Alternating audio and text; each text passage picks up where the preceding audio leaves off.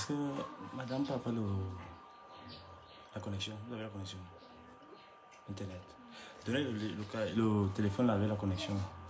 Il faut d'abord que j'attende que les compatriotes. Le téléphone qui a internet, s'il vous plaît. Est-ce que les gens peuvent me confirmer que le son est bon et que j'ai réussi à me faire voir? Est-ce que c'est visible? Vous-même, vous voyez. Veuillez m'indiquer.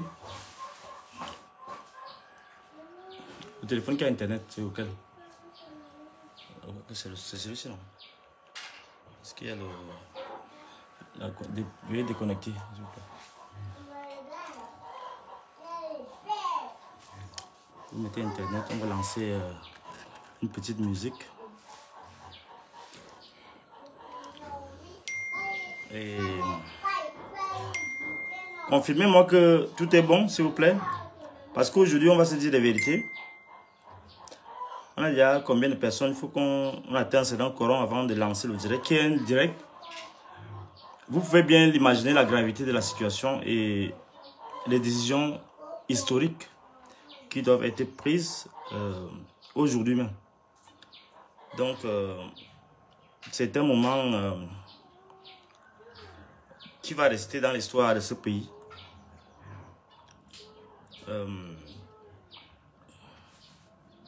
Où je prends sur moi d'indiquer ouvertement un candidat susceptible d'être soutenu à cette élection présidentielle qui est une élection de basculement, qui est une élection... Mesdames et messieurs, je ne veux plus que quelqu'un touche là-bas dehors.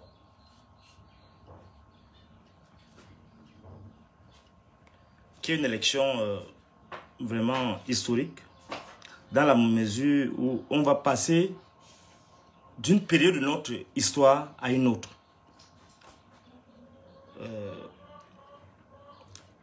J'aimerais...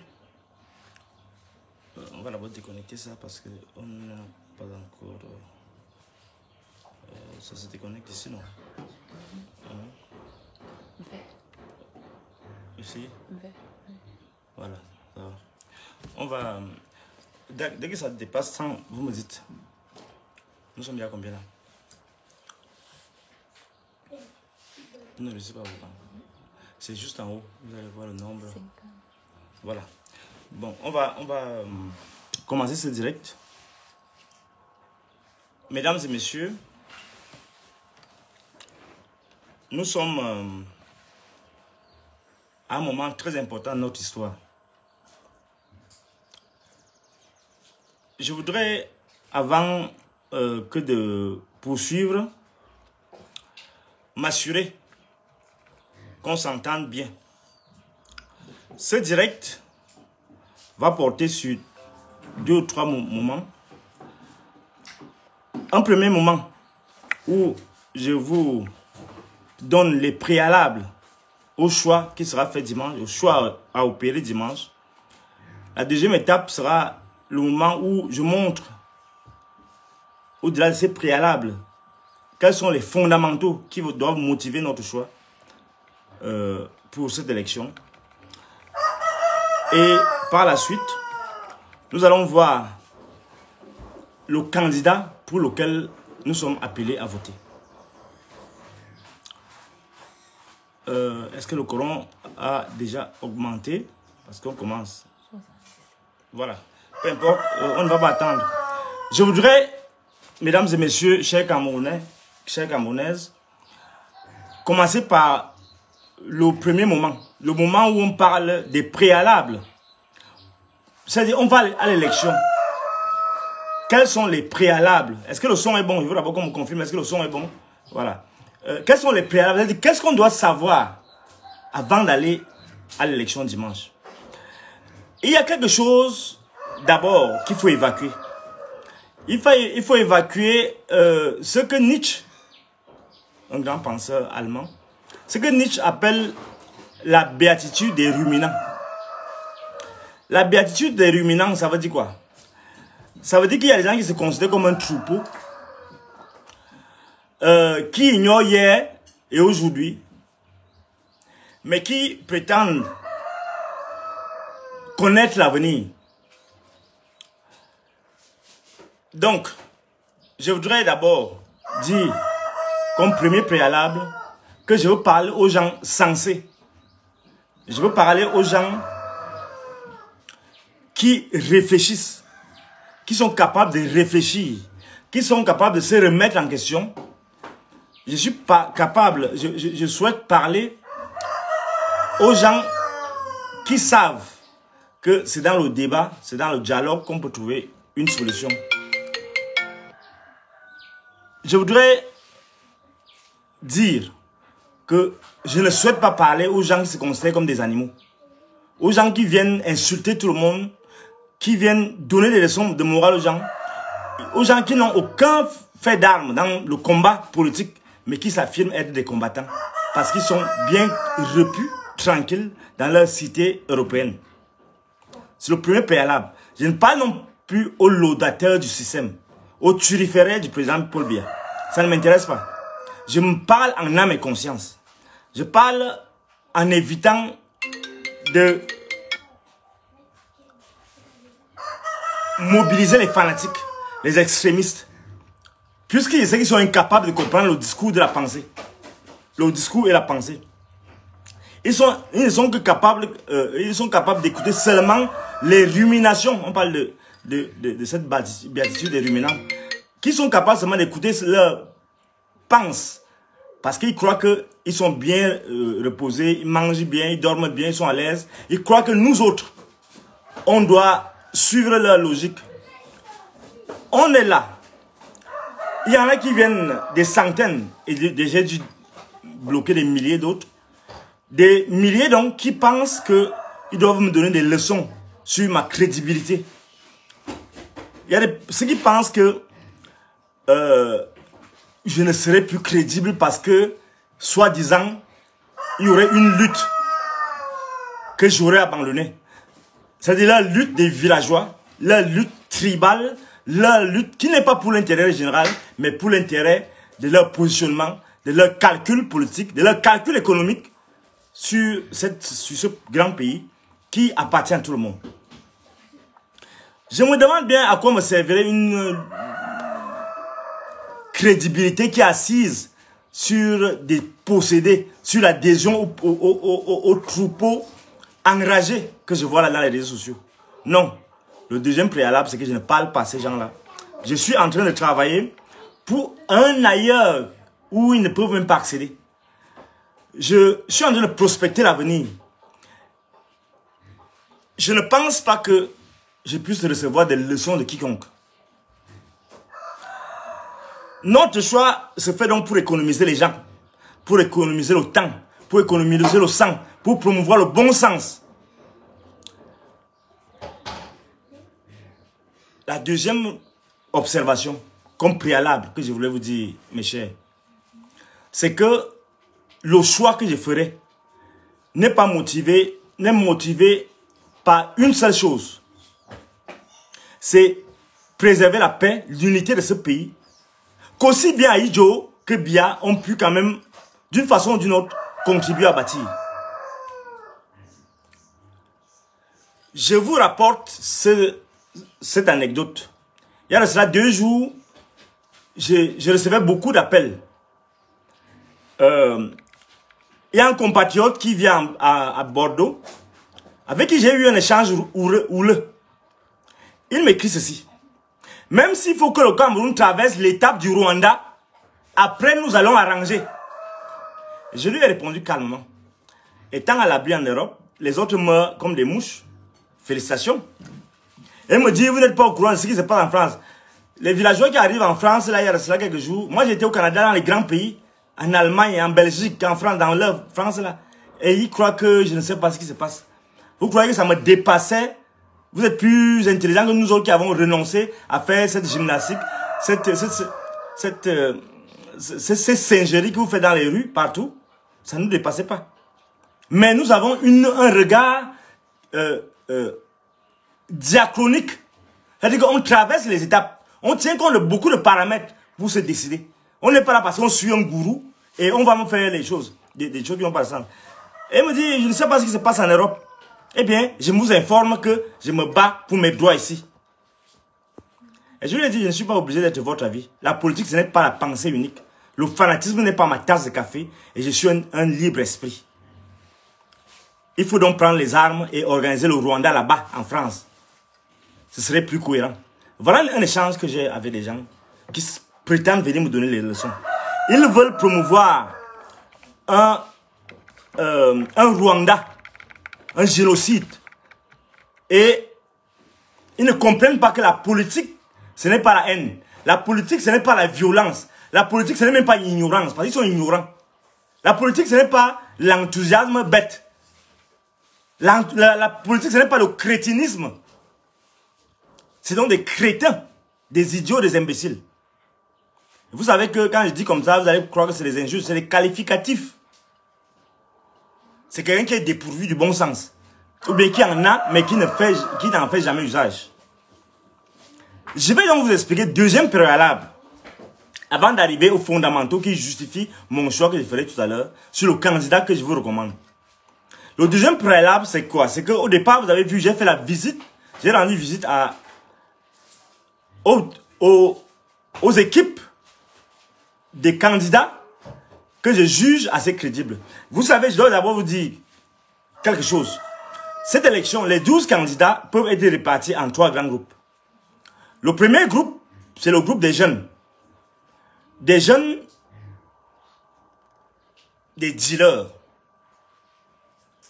Ça peut vous faire mal ou pas, je n'ai même pas besoin de revenir dessus. Donc, c'est les dealers. Les gens qui n'ont pas à peaufiner leur formation d'abord, politique, intellectuelle, universitaire, et qui prétendent venir faire l'école et tout en politique. Et qui n'ont pour seule arme que la promotion de leur ventre. Oh, la politique nous dit bien son nom, hein. Non, la politique, c'est le sacrifice. Donc, cela, je les exclus d'office. Il y a un deuxième groupe. Le groupe des collabos. C'est-à-dire les néocolons qui ont travaillé avec les néocolons qui sont au pouvoir actuellement. Donc, on parle de Chiroma, de Bello, principalement. Et il y a le troisième groupe, le pouvoir, le président Biya et ses partisans, avec ses turiféraires, avec ses satanistes. Voilà les 3 grands groupes que nous retrouvons ici maintenant dans cette situation. Alors, vous avez vu, j'ai rendu visite à M. Chiroma. J'ai exclu les premiers. J'ai pensé que les deux grands groupes qui restent, c'est-à-dire Issa Chiroma, Bello Bouba et Biya et sa bande, je n'avais que le choix entre les deux. Parce qu'à cette élection, il faut faire le choix. D'ailleurs, j'invite les leaders politiques qui ne sont pas encore prononcés à se prononcer pour qu'il y ait un choix. Parce que c'est un choix décisif et historique. J'ai rendu visite à Bello Bouba Maïgari, j'ai discuté beaucoup avec lui, je lui ai donné mes livres parce qu'en fait, il faudrait qu'il comprenne, comme j'ai dit à Issa Chiroma Bakari à Douala, que le philosophe est une épreuve décisive, radicale, douloureuse pour tout homme politique. J'ai dit ça à Issa Chiroma Bakari, dont j'ai apprécié l'ouverture d'esprit en ce moment-là, et qui m'a d'ailleurs félicité pour le travail que j'abats. Bien évidemment, je comprends que c'est un manipulateur et que bon... Donc j'ai aussi rendu visite à M. Issa Chiroma Bakari, à qui j'ai remis les livres. Et avec qui j'ai échangé un peu. J'ai beaucoup plus échangé avec son équipe. J'en ai discuté aussi avec l'équipe, les proches du candidat sortant, Paul Biya. J'ai remis mes livres à son plus proche collaborateur qui m'a demandé, je ne voulais pas dédicacer, il m'a demandé de faire la dédicace et il m'a rassuré, après il m'a rappelé pour me dire que le président a déjà mes livres et qu'il est en train de les lire. Et il m'a donné les premiers commentaires de ce que le président a dit. Donc, par rapport à mes livres, on n'a pas d'autres échanges. Je viens de vous lire les échanges que j'ai avec mes frères de la diaspora. Et j'ai vu le contexte, j'ai décidé de m'engager plus avant. Je voudrais dire, si on exclut donc Bello Bouba Marikari, ou bien Issa Chiroma Bakari, il reste Bia. Si on exclut Bia, il reste Issa Chiroma, il reste Bello Bouba. Mais le problème qui se pose là, maintenant, c'est que nous avons affaire de plus en plus à un choix. Celui de Issa Chiroma Bakari ou de Paul Bia. Parce que les deux, c'est eux qui sont maintenant à la pointe. Aussi bien dans la mobilisation, parce que le président n'est pas obligé d'être là sur le terrain. On voit les équipes, tous ces voleurs-là qui sont déversés pour sauver leur poste. Ce n'est même pas pour les idéaux de machin, ils s'en foutent de ça. Ils sont là pour espérer qu'ils vont encore voler, piller le pays. Mais il y a aussi Issa Chiroma de l'autre côté, qui, je vous assure, est une lèpre politique. La lèpre éthique et politique. Et qui est d'une inconsistance, d'une malhonnêteté inégalée dans l'histoire politique de ce pays. Si je suis prof d'éthique, si je suis le prof de la morale et des usages républicains et des valeurs que devrait incarner un citoyen, on ne peut pas accepter cette bordellerie idéologique. Il y a des vidéos qui circulent. Je vous avais parlé de ces 7 péchés capitaux. Il y a une dernière vidéo que j'ai mise en ligne hier où Chris Anou, je croyais qu'il avait changé. Mais Issa Chiroma Bakari, il est foncièrement malhonnête et c'est dangereux pour la sécurité même du pays. Je vais vous donner des éléments tout à l'heure pour confirmer encore ce que je suis en train de dire. Donc, Chris Anou qui dit qu'il ment, il manipule l'opinion. C'est pas moi qui parle. Donc, Issa Chiroma, il est malade du mensonge. Et la maladie, là, on appelle ça la mythomanie. Quand quelqu'un est malade du mensonge, il ne peut plus guérir. Il va mentir jusqu'à... Quel est ce pays qui aura donc pour dirigeant un menteur compulsif? Il excelle dans la truanderie, dans la crapulerie. Crapulerie, c'est vraiment comme quelqu'un qui est sans scrupules. C'est-à-dire que lui fait ce qu'il veut, l'essentiel est qu'il réussisse. Devrais-je donc, moi, renoncer à penser parce qu'on vit le temps des déchets, l'ère des poubelles? Vous voyez la poubelle morale qui est en compétition avec les poubelles de biens. Vous voyez la gravité de la situation.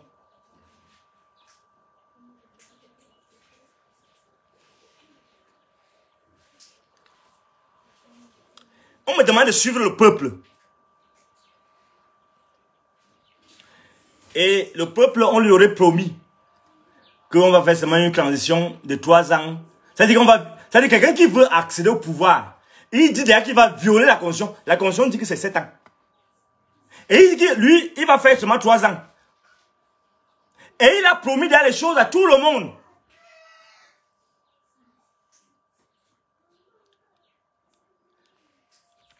Je me pose la question. S'il faut suivre le peuple, ça veut dire quoi? Ça veut dire que je vais accepter carburer à l'émotion. Or, que dit Bachelard de l'opinion? C'est que l'opinion pense mal.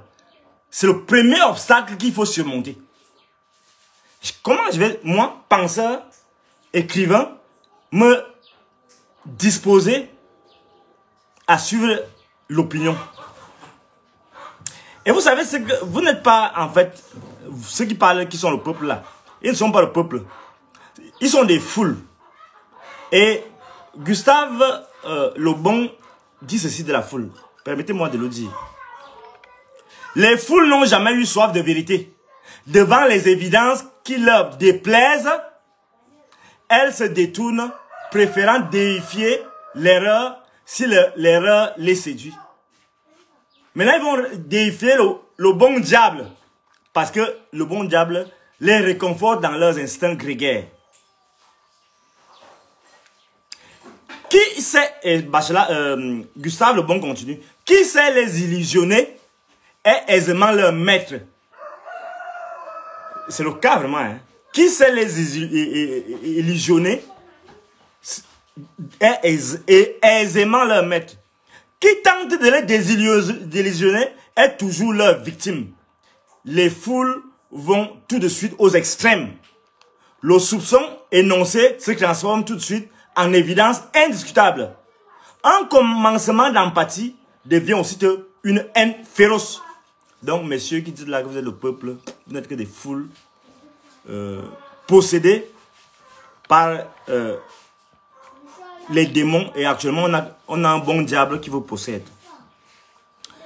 Nous allons donc dire ceci. Je ne peux pas suivre les ignorants haineux. Vous savez, ceux qui prétendent là donner les leçons aux gens, vous ne savez pas ce que nous avons déjà enduré. J'ai dit à le plus proche collaborateur du président de la République que vous avez détruit ma vie. Vous avez détruit ma carrière. Vous avez tout détruit dans ma vie. Et il y a des choses qui sont irréparables. Et des petits morveux se lèvent, ils veulent me faire des leçons de morale sur ma vie, sur ce que je dois dire. Ils sont là assis avec leurs femmes, enfants. Et moi, je vis dans mon monde. Et ils veulent venir me donner, ils accumulent leurs milliards, ils volent en complicité avec le pouvoir en place. Et ils se permettent de venir me donner des leçons de morale.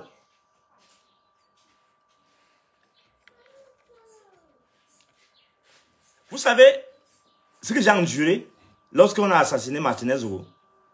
Et c'est l'une des choses, je peux vous le dire ce soir, c'est l'une des choses que j'ai dites au plus proche collaborateur du chef de l'État. Écoutez bien, ouvrez bien vos oreilles. Que je veux la tête de ce monsieur qui a tué mon frère.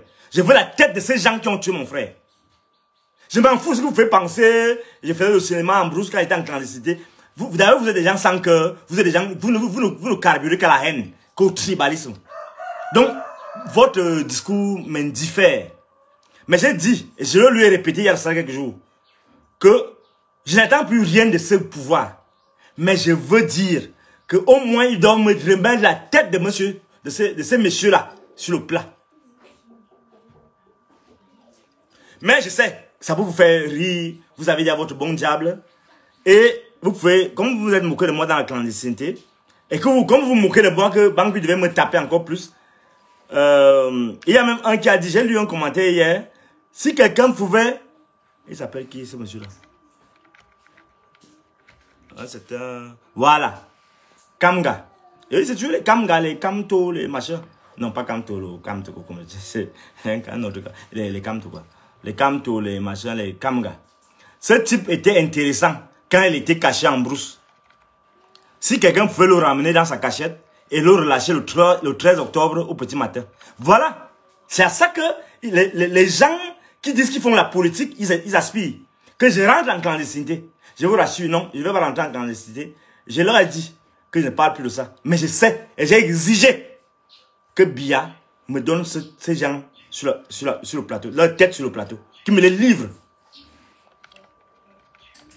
Vous pouvez, si, et je sais, je me moque de vous. Je suis sûr que si vous avez ce privilège d'aller, vous allez vous mettre à plat ventre pour supplier que vraiment vous voulez vivre. Vous voulez l'argent, vous voulez ici. Mais non, je ne suis pas de cette matière-là. Je leur ai dit qu'ils veulent que le pays change. Je veux que les choses se passent dans les normes. Je veux qu'il y ait un sursaut, un regain. Et à chaque fois que je suis allé voir ces leaders, parti, Issa, et ainsi de suite, Bello, je leur ai dit la même chose, ma posture. Donc, vous pouvez bien vous moquer de moi. Il y a un autre frère. Il faut que je vous parle de ça parce que c'est préalable. Pourquoi j'ai décidé? Il faut que vous compreniez. Il y a un frère qui m'appelle hier, me dit, ouais, mon frère, vraiment, ça me fait de la peine comme les gens t'insultent là, sur Facebook. Je lui dis, ah, ça te fait de la peine. Non, vraiment, il faut renoncer à ça, il faut plus jamais m'appeler, même pour me dire des bêtises. Donc, quand il me diffamait, il me calomniait, quand Amoukoubeling m'a donné 10 millions, ça ne te faisait pas mal. Tu étais au contraire avec eux. Tu m'appelais pour me dire, gars, comment tu as pu prendre 10 millions? Là, vous voyez le niveau de mes propres frères, même Betty, comment ils sont, bon, pas tous, certains, qui sont surtout supposés être en la diaspora, jouer aux révolutionnaires. efféminé même. Incapable de venir ici faire le combat que nous faisons. Donc, je vais vous dire quelque chose. C'est que Issa Chiroma, pour moi, n'est pas le candidat idéal. Il reste donc Bello Bouba et Bia. Issa Chiroma n'est pas le candidat parce que c'est un malhonnête. D'abord, il trompe les gens qu'il est musulman, il est machin, il est bouddhiste. Il n'est même plus dans vos choses là. Il utilise la religion maintenant pour manipuler les gens. Donc, il a promis beaucoup de choses. Il a promis des choses aux politiciens. Et il va faire seulement un seul mandat. Il a promis des choses aux jeunes. Ils auraient les emplois pour tout le monde. Il a promis à la branche radicale du MRC la double nationalité. Et il leur a dit qu'il est prêt avec eux pour faire l'insurrection. Vous devez aussi vous informer que Issa Chiroma Bakari a fait un deal avec des contributeurs de la diaspora, notamment américaine et européenne, et aussi des financiers au Tchad et au Nigeria. Il a promis au vice-président, à l'ancien vice-président du Nigeria, et à l'émir de Kano, que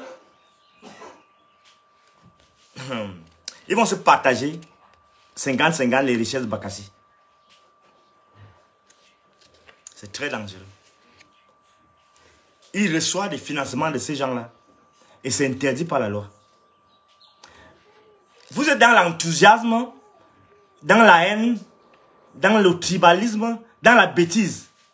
Je suis dans la pensée. Je suis dans la pensée.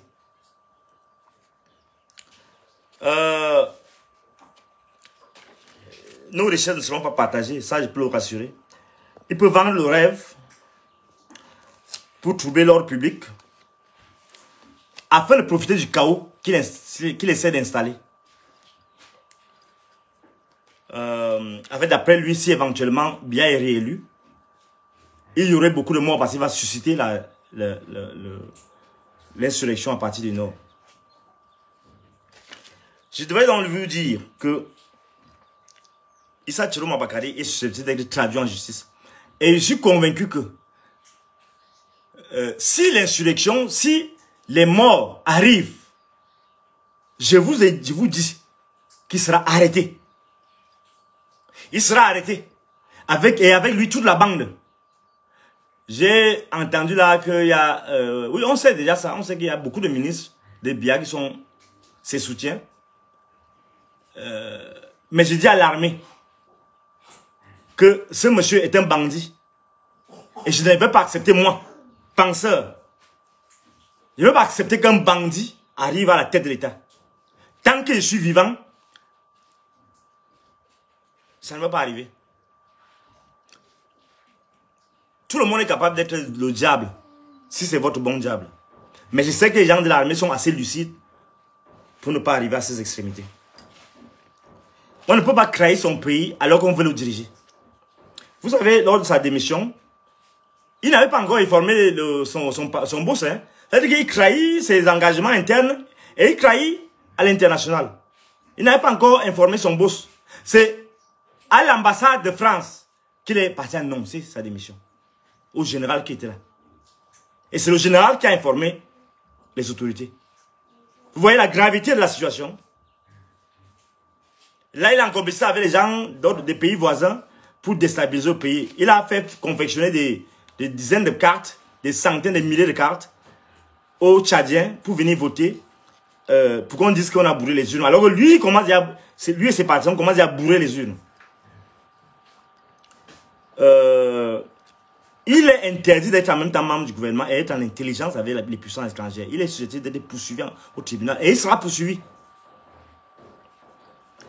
Comment il peut être ministre et en même temps être en étroite collaboration avec les sécessionnistes? Comment peut-il être sur le terrain à Bamenda et recevoir instruction par les ambazoniens qui étaient là de ne pas chanter l'hymne. Et il se résout à ne pas chanter l'hymne. On lui interdit de chanter l'hymne et il se résout. Si on lui demandait de chanter l'hymne ambazonien, il a dit chanter. Parce qu'il est prêt à tout. C'est un monsieur sans scrupules. D'ailleurs, il a demandé la protection des Ambaboy.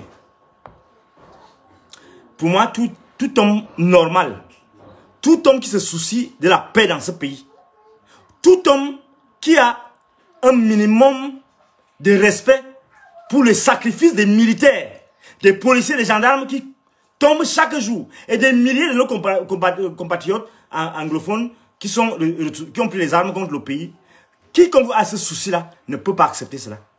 On doit résoudre le problème, mais on ne peut pas résoudre le problème en amplifiant, en voulant profiter de ces cadavres pour arriver au pouvoir. Pour moi, le prof d'éthique, on ne peut pas l'accepter. C'est pourquoi, avant de donner ma décision, je voudrais tirer un coup de chapeau spécial à mon frère Claude Wilfried Ekanga. Permettez-moi, avant de vous dire ma décision définitive, pour qui je souhaiterais que vous votez, pour qui nous devons voter, je vais vous lire un petit extrait d'une réflexion lumineuse du conseiller de Kamto, qui est Wilfried Ekanga. Il dit ceci: l'usine à monstres, marche arrière. Je vais lire rapidement et après je vais vous dire ce que je pense, moi-même, ce que nous devons faire dimanche. Je peux comprendre que vous vouliez voter Chiroma par simple pragmatisme, parce que vous voulez vous débarrasser de Paul Biya. Mais ce que je ne comprends pas, ce sont les atalakou soudains.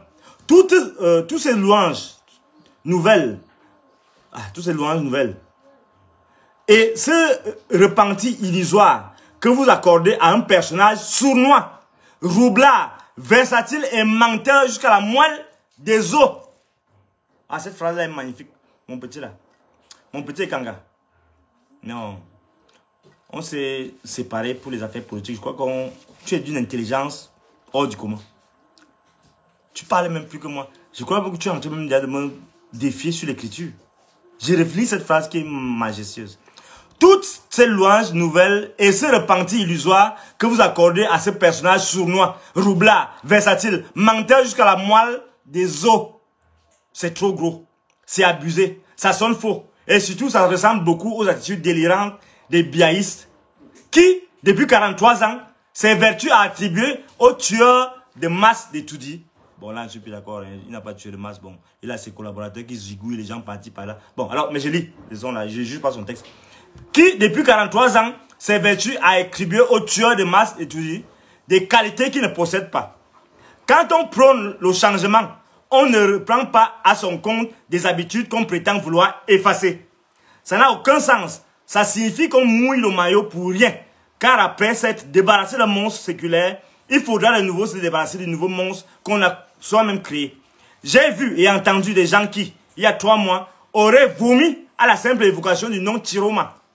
Se mettre subitement à justifier de ses égarements comportementaux et ses faux pas communicationnels. Pourtant, l'évidence est là. Depuis le début de sa campagne, ce sont les populations camerounaises qui assurent.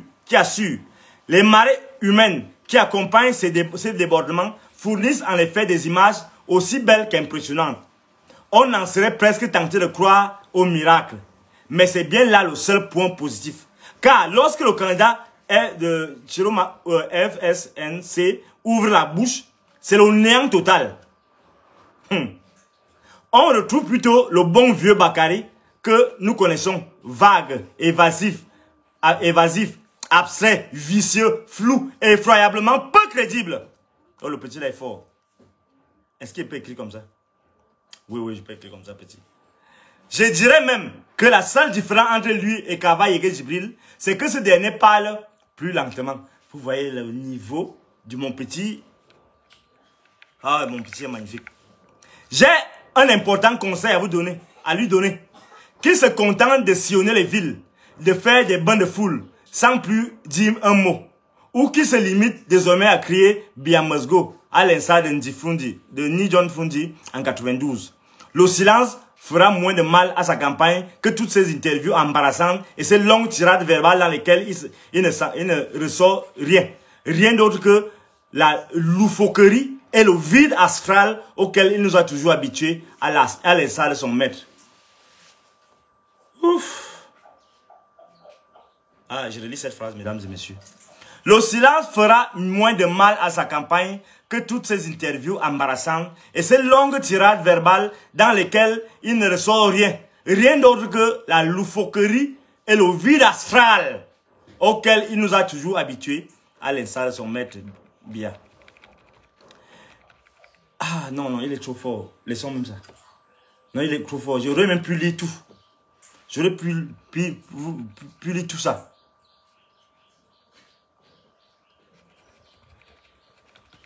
Oh, mesdames et messieurs. À ce niveau, donc, je dois vous annoncer ma décision. Voici la dernière étape.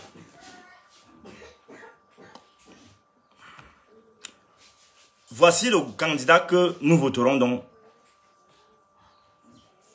dimanche 12 octobre 2021.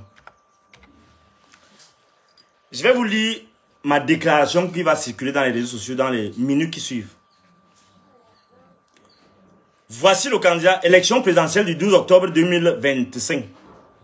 Voici le candidat que nous voterons par moi-même, par Fridolin-K. Je vous lis donc ce message que vous allez retrouver dans les réseaux sociaux dans les minutes qui vont suivre. Nous sommes à la veille d'une élection présidentielle dans notre pays. Nous aspirons au changement, à un changement dans la paix. Pour la plupart d'entre nous, le chemin suivi jusqu'ici conduit à l'impasse. Il serait temps de se frayer une autre voie. Pour l'écrasante majorité des compatriotes, il faut que la situation politique et économique actuelle change radicalement. Ce credo qui résonne comme un mot d'ordre oppose les forces du changement, dont l'indignation crie à la révolte, aux défenseurs et turiféraires du pouvoir en place.